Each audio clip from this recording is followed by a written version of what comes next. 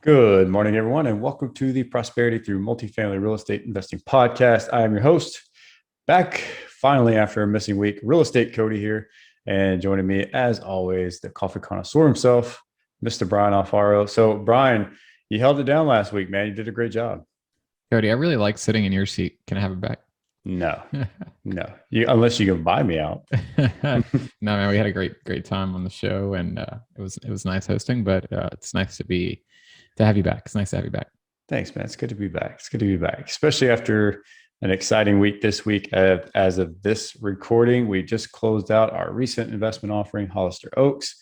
Finally got that one across the finish line. Had a little bit of whirlwind there at the very end, but all for good reason. Really glad to get that past the finish line and ready to move on to the next one. What do you think?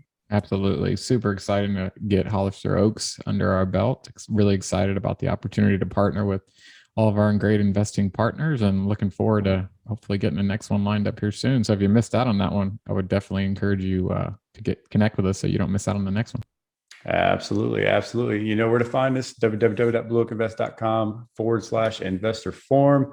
If you want to learn how you can partner with us and you are qualified, accredited investor, make sure to go check out that form. We'd love to chat with you. But so looking back at the deal, Brian, I think, we had really a pretty good transaction overall. I'd say it was a pretty smooth transaction and whatnot, but we kind of learned, the significance of economies of scale when you're looking at these larger multifamily properties, which we've done in the past, right? The first three deals we syndicated were all, you know, $20 million plus or close to it, 100 plus units, blah, blah, blah. We know that, right?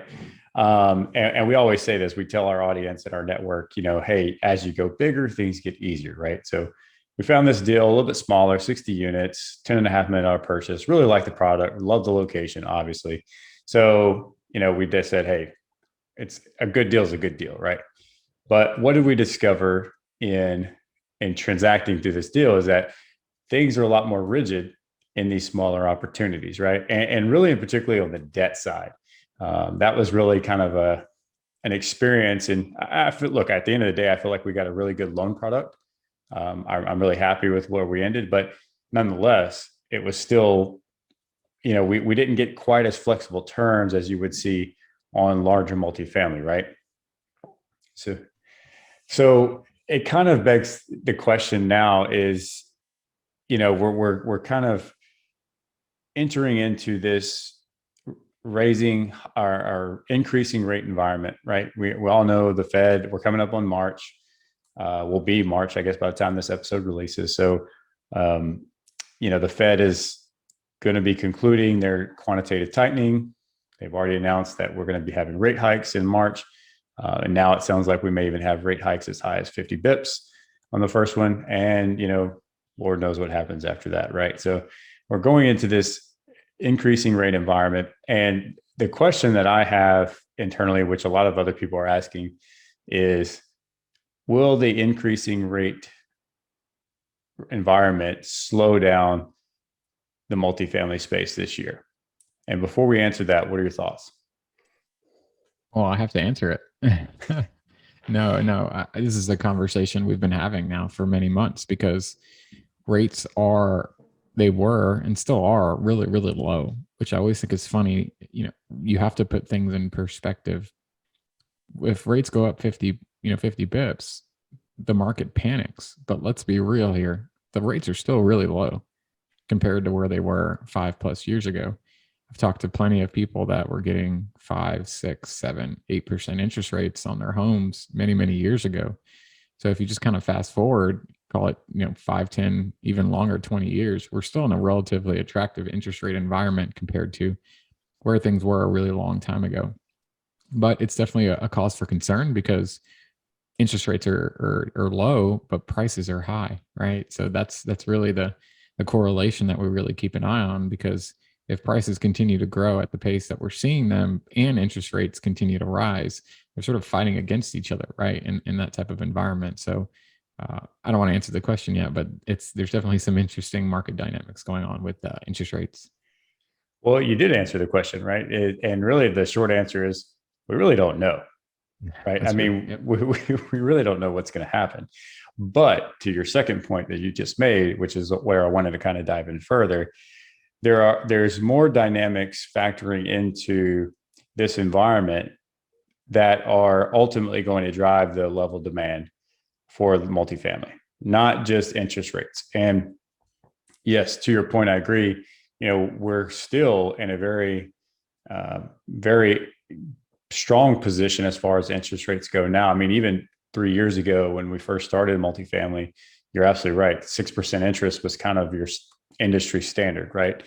And so you compare that to today, even right now at the time that we're doing this recording, I think, rates, if you factor in your spreads, your all in rate can be anywhere around, call it 400 bips, right? 400 basis points. So not bad. Now, the question is again, how aggressive can the Fed go on their rate hikes this year? We've heard of 5 to 7 rate hikes or something of the sort this year. And again, if you're talking about a quarter, bip increase every rate hike, you can do the math on that. And, we could be in a very, very different position by the end of the year going into Q4 versus where we are now. But here's the thing, as we talked about this, right, is the Fed is in a very vicarious position because we're in this very, very slippery slope of having to control this inflation, which everybody, well, many people, including myself, believe that inflation was originally going to be transitory. It has since been lingering on. But so we have to kind of get that under control. We have to get, people feeling more comfortable about, where inflation is now, because it's really affecting, the majority of the United States. But at the same time, if we go too aggressive on increasing rates, we could easily tip the scale back into a recession type of environment where we basically halt and stall this recovery. And we're kind of starting this process all over again, right? And so it's a very interesting dynamic there. So the overall thesis behind that is, you hear the headlines of 5 to 7 rate hikes, and what, like you said, right, what is the market doing? They're panicking, right? They're pricing that in already now, and you could already see the impact from some of that already. People are getting spooked. People are getting a little hesitant. And if you do what? Rate caps. Rate caps. Yeah. I mean, look at the volatility in the rate cap market. Yeah. I mean, we were kind of all over the place the last 2 weeks before we closed our deal, right? So the overall premise there is just, we just don't know how aggressive the Fed can be. But again, that's not the one variable that you can look at. And that's something important, because we have multiple different dynamics that are impacting the space right now. And we've talked about this before in the past, but I definitely think it warrants discussion again, is the supply and demand imbalance that we have, right? We saw a record amount of absorption last year, way above supply. The absorption rate was well above the supply that we were putting out in the market. I think the imbalance was significant by several million homes that were in deficit of. So that alone just tells you that, there is a need for more housing, right? Absolutely. Yeah. So you take that into account. You take into account that we are, like you said, we have this accelerated asset valuation, home price appreciation, right? I mean, we've said this multiple times before. I know you know this all too well, kind of having a residential license as an agent, that, I mean, people are getting priced out of home buying, right? I mean, what are you seeing? Yeah. And there's also the matter of liquidity, the amount of liquidity in the market too, right? So I think the point that you're making is a great point, that, real estate is not black and white. You can't just look at one variable and say, oh, interest rates are rising, the market's about to crash, here comes the recession, get your money ready, we're about to buy everything. That's not the one variable. There is no one variable that you can just look at. There's a lot of factors that go into supply and demand and things that affect real estate pricing, right? We talked about interest rate. That, of course, plays a role in people's supply and demand, both on the commercial side, but to your question, particularly on the residential side. But it can really benefit people like us, because if interest rates do go up, who does that affect first? The consumer. right? Because if you need to go buy a home, and we know prices for particularly new construction homes or even resale homes are at an all-time high.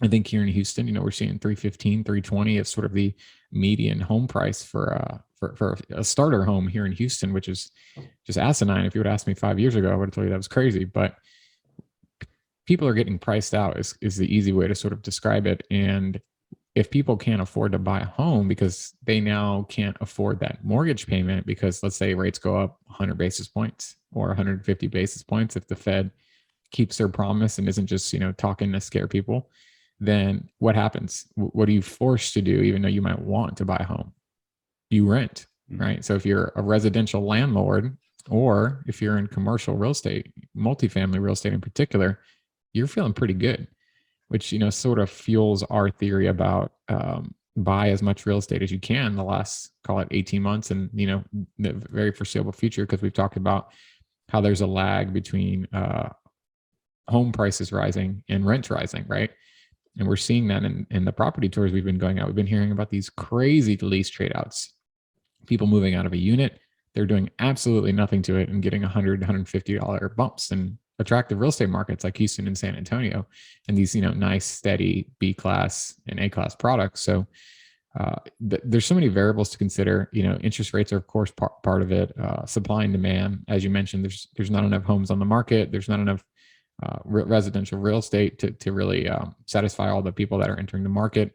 And then the amount of liquidity as well, which we haven't touched on, the amount of money that is in the real estate market, particularly the commercial real estate market, that is chasing, we'll call it, I hate to use the word safe because it's still an investment. Of course, there's risk involved, but let's call it stable or resilient or recession real estate classes, things that are, of course, anything can go down. But at the end of the day, it's been proven that multifamily in particular can take a lot of punches and, not get knocked out, so to speak.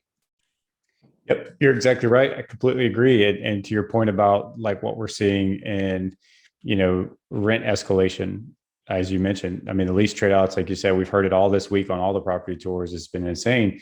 And that's an argument that you can make in inflationary environments like we're in now, where, typically that bodes well for multifamily investors because that equates to rental increases, right? And we're seeing that all across the board, all across most of your major markets. And so you're absolutely right. I mean, it's a great time for us as an investor because we're moving our NOI with no work at all, no capex spend, no value add.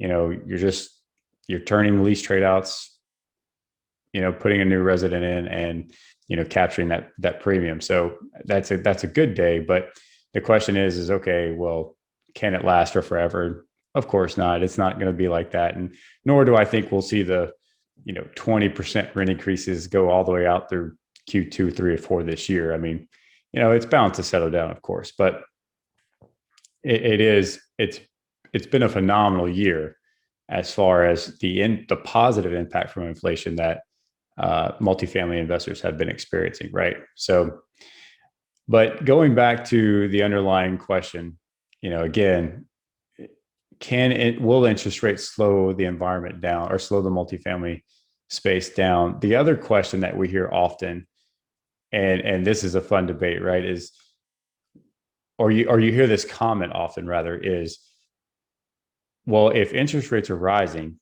cap rates surely have to expand. They have to contract, right? And it's kind of interesting because most people, I would argue, that would innately think that that's true. It's a direct one-to-one correlation. Interest rate rise, cap rates have to rise. But what's interesting is if you actually go back and look at some of the market reports and historical data, and more so in the recent, let's call it 12, 18 months, 24 months even, it's actually not a direct one-to-one correlation. There is some correlation, but it's not a direct one-to-one correlation. So what that means is just because rates do rise, cap rates are not automatically sure to follow. And before I go too much further down that, I mean, any input into that before we go down this rabbit hole? Oh yeah, we've heard this one a lot, and we're seeing it in the market data. I was on a Marcus and Millichap sort of. I think they do like a weekly report. They put out some data every month as well, and one of their points towards the end of their presentation was exactly what you just said, that they are not seeing any correlation between interest rate volatility and cap rates, and particularly haven't for quite some time. It's sort of a misnomer, a false assumption that a lot of people are making, and because of the other two variables that we mentioned in particular, the excessive amount of liquidity, particularly chasing multifamily, and the supply and demand imbalance with affordable housing and just housing in general. That's everyone's theory, including Marcus and Millichap's, from my understanding of their presentation. What the supply and demand imbalance, the amount of units that we need to sort of make up for the negative carry, the negative loss we have in housing, and then the liquidity is really going to keep cap rates compressed. Now, we can't say that about everything. We can't say cap rates in office space are going to stay compressed or whatever other, triple net. But in multifamily in particular, those other variables we've talked about that are not just including interest rates, I think cap rates stay where they're at and could even get compressed even further, which just sounds crazy, but is it's in theory possible. No, you're absolutely right. And the reason why is you can't just look at the cap rate as its definition on face value, right? What does cap rate mean to us? It means a variety of things. It's a measure of risk to some degree. It's a measure of cash flow. If you purchase the property all cash, of course, that's the textbook definition. But it's also a byproduct of demand. As we keep alluding to, right? If demand is there and people are willing to pay and buy the product, it's only going to further continue to decompress cap rates, right? Compress cap rates, not decompress. So to your point, if you keep having, all of this liquidity coming into markets, as we keep referencing Houston, doesn't matter what interest rates are doing, doesn't matter what anything else is doing. If the liquidity is there and the demand is there, then cap rates are going to continue to compress no matter what, and it's a very interesting dynamic because, now you're in this very challenging spot where asset prices feel like they're getting out of reach. Yields are getting tighter and tighter. You factor in interest rates that are rising that could affect your overall cash flow. And it does make it challenging for, us at maybe a lower level who doesn't have quite the portfolio scale like some of our other partners that we've partnered with in the past, but it definitely makes that challenging. But I think where people really need to be a little bit more cautious of on the capital market side, interest rates aside, is on the leverage and the type of leverage we're getting, because we are starting to see the lenders aren't seeing the asset valuations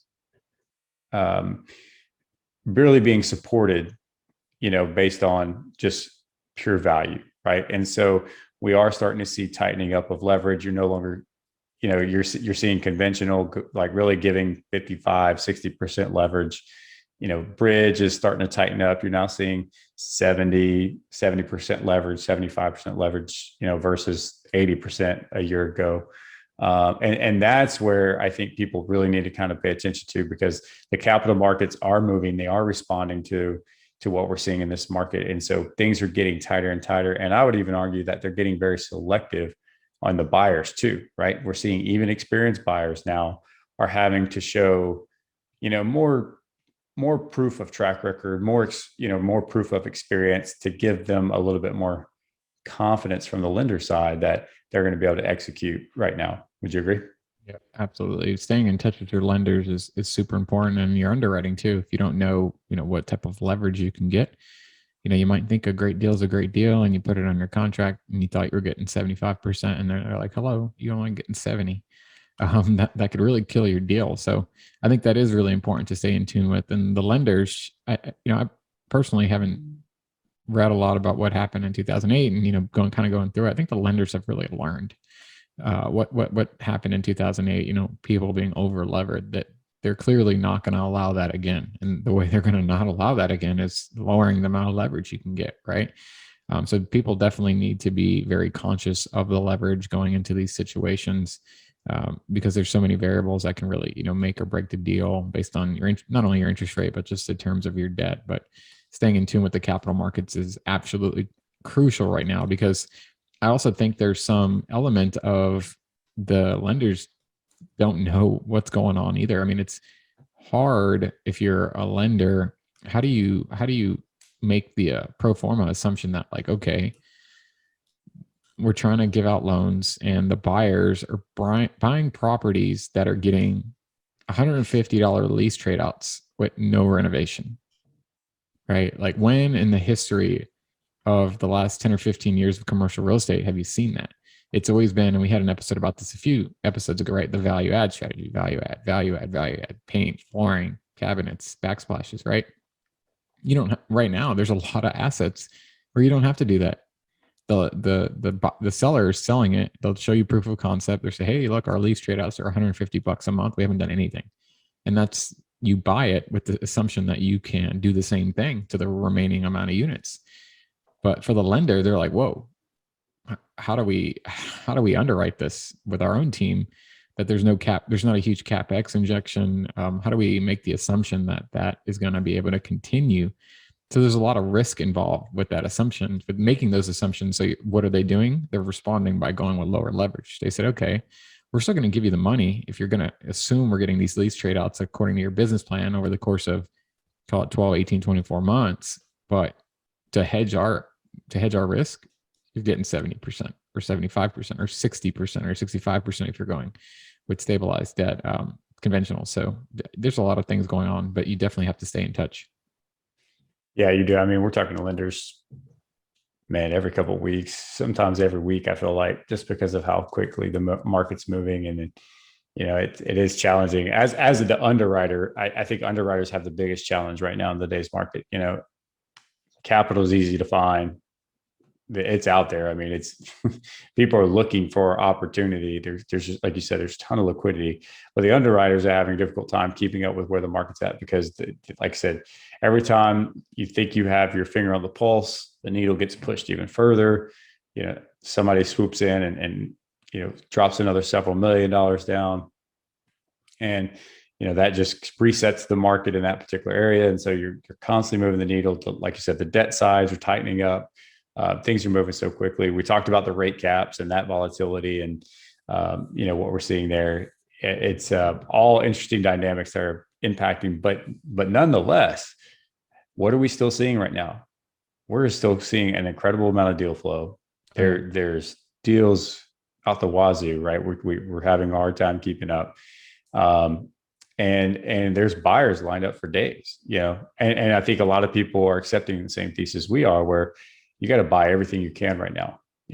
Right now is a prime time to still invest if you have the cost of equity that is okay with, buying or investing in today's marketplace. And that's the key is, what is your cost of equity? Because if you could still get debt, and you could still raise capital at a lower expectation, you still have a good deal. Well, you still have a good opportunity. Let's say, just because you can buy it doesn't make it a good deal, but you get my point, right? Yep, agreed 100%. Yeah. I mean, the cost of equity is so important, and we've been, I think we have hinted at this at our other episodes, and we can do a whole another episode about this. This is a great topic, right? We talk about the capital stack, pref models, cash flow, understanding where we're at in the market cycle. The real estate is always a phenomenal investment, but you have to understand, or know the risks that are involved based on where we're at in the market cycle, and then really know if it's the right vehicle for your particular goals. Multifamily many years ago was a great cash flow vehicle. It wasn't uncommon that you were getting 8, 10, 12% cash on cash. I've talked to some investors that started only 5-6 years ago, and they're like, yeah, we wouldn't touch anything under 10 or 12%. Now people are drilling for a 7 or 8%, right? So it's just constantly changing. But real estate is a great way. It has lots of benefits besides cash flow. Obviously, you want some cash flow, but you have to understand what the market's giving, right? If it's 5%, if it's 6%, you have to understand that. What's the equity upside as far as potential equity multiple, and then really understanding that real estate is always going to have great tax benefits. which I think is something that people that's not factored in, right? When we put out a deal and it says 6% cash on cash, 15% IRR, 2x multiple, whatever, it doesn't factor in the awesome tax benefits that you could get, especially if you're a qualified real estate professional. So I still think it's a great opportunity to invest, even though we're talking about, what are interest rates going to do to the market? What's going to happen with cap rates? There's still a lot of benefits. You just have to know that if you were investing 7, 8, 9 years ago and you're expecting those same returns, we're in a very different time. And there's lots of other vehicles out there that might be able to generate better cash flow. But if you're still looking for a recession or just a resilient asset class that can still produce great benefits, as long as you're willing to be patient, right? These 18, 24-month flips that essentially have been happening in the multifamily space, where you buy it, you hold it for 2 years, and then you flip it for a 2x multiple and everybody's excited. I think those are going to be far and few between in the next few years. You're going to start seeing people actually holding for 5 years, which is just crazy, right? Who holds for 5 years, even though we promise a 5-year hold? You're going to start seeing more of that. And I think overall, the savvy investors that really understand diversification, right? You don't necessarily need 99% of your wealth in real estate, but diversification. You have a great W-2, you make great income. You don't necessarily need the substantial amount of cash flow to, you're not trying to leave your job. You're just trying to preserve your wealth. You're trying to grow your wealth long term, and you want to be hands off. Real estate is still a great vehicle for you. If you're trying to quit your W-2 and you're looking for cash flow, we've done the math on this before, right? If you're trying to quit your W-2 and you want to make $100K a year, which is not crazy living, it's just okay living, you probably need now north or really close to about $2 million of equity working for you at any given point, assuming it's getting let's call it a 7 or 8% cash on cash. That's going to get really hard to find if you're just starting that journey right now. So many variables at play here, but we're biased. We still love real estate. Oh, of course. I mean, you look at the stock portfolios, you look at crypto portfolios, you look at the volatility there. I mean, like you said, we said it earlier, it's a resilient asset class, and people like a peace of mind at night. What was that one quote? And I'm gonna butcher this, but I think it was a Warren Buffett quote or something of the sort. If you can't sleep comfortably at night worrying about your investment portfolio, then you're invested in the wrong assets, or something along the sort. But you get the theme there. Is basically there's a little bit more sense of security, like you said, or peace of mind, knowing that you're in a resilient asset class that typically can weather most downturns. Again, we've seen that during COVID, and it's a long-term patience play. And I think if you're that investor that has that same approach and investing appetite and thesis, then yeah, you're going to be just fine. But the short answer here, or the overall theme, is we don't know what's going to happen this year. We don't know if the market's going to cool down. If I had to guess, I would argue that we're probably not going to see a cooling off in the marketplace, given the variables that we've seen: the supply, housing, demand imbalance, the incredible amount of liquidity that's out in the marketplace, the migratory patterns, the demographic shifts, areas like Texas and the MSAs here that are just constantly expanding, and just this robust net migratory patterns that we're seeing, where again, just further in tipping the scale on that imbalance of supply and demand. You've just got too many variables that are still positive trading winds in our sales, so to speak, as multifamily investors. So, I think it's important. We've said this multiple times before. Keeping your finger on the pulse is critical right now. Being students of data is very important right now. Staying in tune to what a lot of the major shops are putting out there as far as their data, what they're seeing in the marketplace, trends, and following some of the bigger investors too, I think is important. We always say this, right? Success leaves clues. And you can watch some of the bigger players in the space, the bigger influencers in the space, and you can see not only the volume of deals that they're doing, but the type of assets they're buying and the reason why. And I think it's important just to watch what some of those who are a little bit more experienced than we are doing as a good indicator as far as the strength of the market. And I don't know, what do you think? Absolutely. Great point. People that have been there, done that, they're buying quality assets right now. And real estate, if you hold on to it long enough, it's going to produce good results. And that's the beautiful thing about this industry is we do you can't have any gains, you can't make any money, you can't really grow your wealth if you don't buy the buildings and you don't control the real estate, right? We had Grant Cardone tell us that. He's like, you can't make any money if you don't own dang real estate, which is true, right? So at the end of the day, I still love investing in something we have control over. It's a building, we control the rents, we can control the quality of the property and the tenants and our contracts and different things like that versus the news or the media or whatever dropping a bad story, boom, stocks go down, boom, crypto goes down.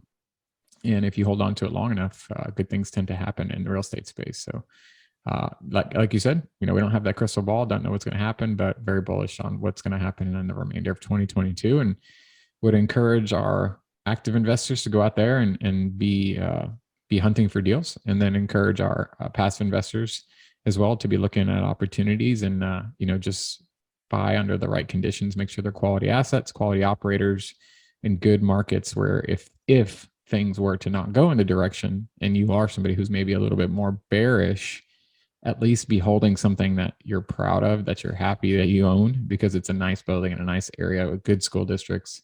And you might not get it, you might not have that 24-month flip, but maybe you go 5 years, but that's okay. Yep. I completely agree. Well, very well said. Well, guys, you heard it here. Another great topic, short episode today, but always great to talk about current trends that we're seeing in the marketplace and how that's impacting our business. And we'd love to continue the conversation with anybody who has any type of comments or opinions on this topic. I think it's always fun to have these conversations because there are varying opinions and everybody has their own thesis and interpretation of the data and trends that we're seeing. Again, even more reason why it's important to stay in tune with what's happening in the marketplace. But until next time, see you guys later.